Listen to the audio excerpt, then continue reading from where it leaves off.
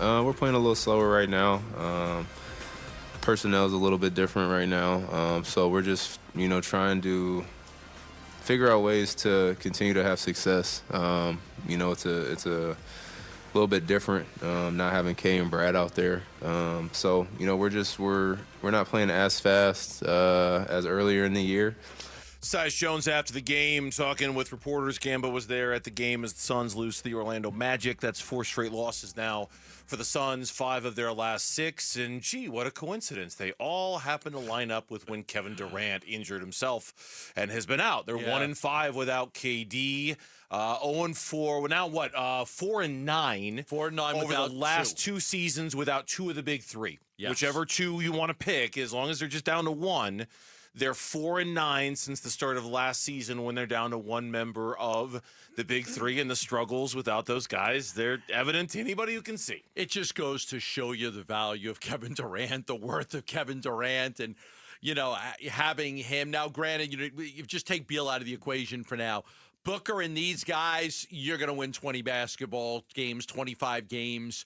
Now Booker and Durant, you've got a legitimate shot to win 40 plus 50 games, add in Beal, and now you got a team that could, be one of the better teams in the West. So, to me, the value of Kevin Durant's never been more obvious. And it's always when somebody goes out. Somebody goes out, they're out for a period of time, and you're really, okay, I miss that guy. I miss you, KD. Get back. Get back. Yeah. Miss the Knick game. Come back after that 6-day break because they need you. Yeah, in fact, I'm going to ask the kids on the other side of the glass, Mitch or Lauren. I think on one of the shows earlier today, there was, and I don't look, it doesn't seem like I have it here. I didn't hear it, but I think Kendrick Perkins said something very complimentary about Kevin Durant. Heard one of the other shows talking about it. If you could find it and put it in that audio file for me, I'd love to play it because sometimes Kendrick Perkins doesn't always say the nicest things about Kevin Durant. And he said something nice. The most important piece is Kevin Durant. Last year, a disgruntled Kevin Durant, an unhappy Kevin Durant that wasn't on the same page with Frank Vogel, still averaged about 27 points a game. Now he's happy. We saw what he did to the Lakers last night in the fourth quarter. Here's my thing with the Lakers. My thing with the Lakers, is J.J. Redick coaching his behind off? Absolutely. Austin Reeves playing well offensively, being a facilitator and knocking down shots. Anthony Davis playing at the MVP level. I still question their perimeter defense. And you need perimeter defense, especially in the Western Conference, if you're trying to make any noise of trying to get to the NBA Finals. Now, obviously, that's an older cut from a couple of weeks ago, but that was the one I was talking about in which Kendrick Perkins, who was a real critic of Kevin Durant a year ago, saying very, very nice things about him. I play that because somebody on Twitter last night during the game, I can't remember who, said these are the kind of games that, to your point, kind of show you when a guy is playing at an MVP level when you take him off the team and you realize how much you needed him. Yeah. And no one's handing out an MVP award halfway through November, but you know what I mean, right? Yeah.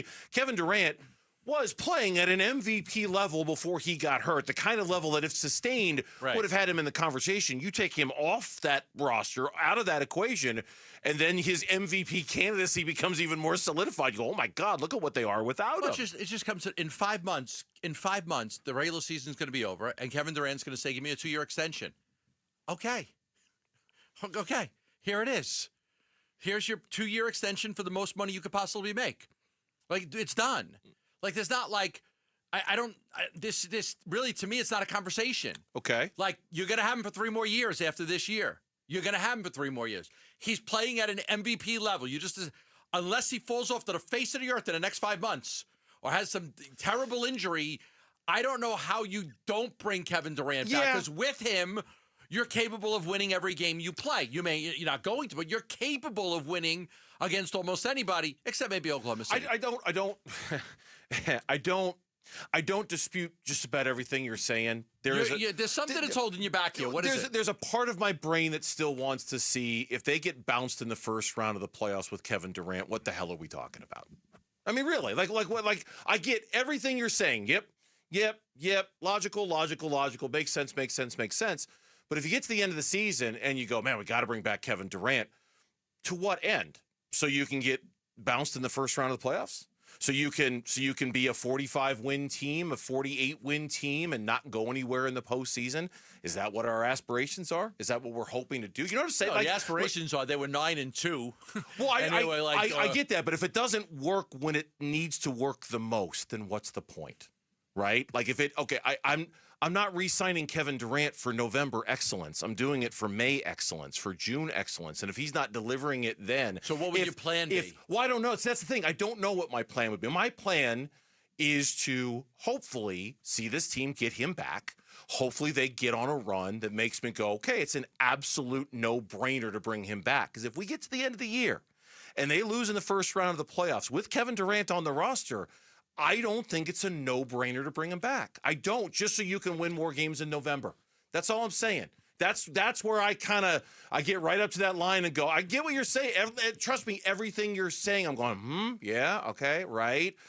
But if it's no postseason success, then why bother? You know what? I mean, are you on the right path if you're not winning in the postseason? Because with Durant and Booker and the pieces I put around, I might change the pieces I put around them again. And continue to change the pieces I put around them.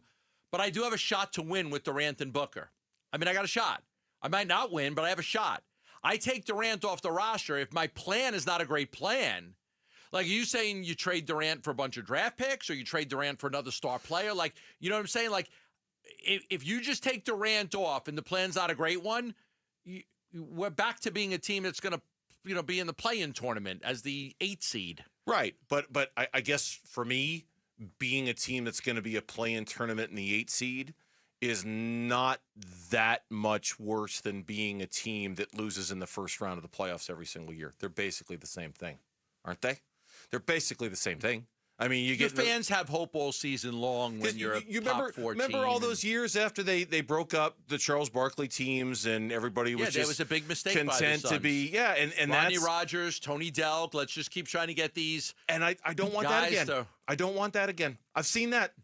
We've all. I lived it. It doesn't hold any appeal. Now I'm not saying that's what it's going to be.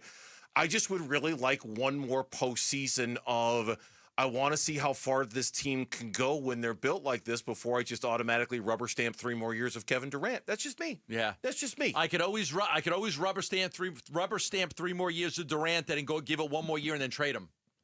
I could always trade him, and you're right, and he could have value then, and you right, absolutely. I could say we got bounced in the first round. I'm going to bring it back next year. Your fundamental argument is not wrong. Like you take Kevin Durant off this team, they're cooked. They're done. It's over. Forget it. You're not competitive. You're not going to be competitive. I totally agree with that. It's just, I don't know. Fortunately for all of us, nothing can get done until the offseason. They missed their window to re-sign him. You have to wait. So we're gonna get 1 more year of Kevin Durant in the postseason, whether we like it or not. We can kind of use that to judge whether they do it. I just hope he comes back after this week. What's he going to get reevaluated this weekend, right? Like sometime in between these 2 games is almost up, so they'll reevaluate him. Yeah, I just hope off. It's good news and that he's back because it's just. I just hope one of them comes back at some point. You know, like I know this conversation is about Kevin Durant. For me, it's just as much about Booker being by himself and not because this team was not designed to not have those 3 guys. It's built around the concept of 3 excellent supreme basketball players. And when it's just one of them, it doesn't work. It's never going to work. They got to get one of them back very soon. 2 gives you a shot. You could win games with 2. 3, you've got, what were they? 8-1? They're 8-1. They were 8-1. They were elite. They were great. Yeah. They were great and well on their way to everything we had kind of hoped that they could be. Just got to get them back and see what we can do when they get them back. Thanks for watching Burns and Gambo. Click to see more from the guys and hit the button in the middle to subscribe so you never miss a video from Arizona sports.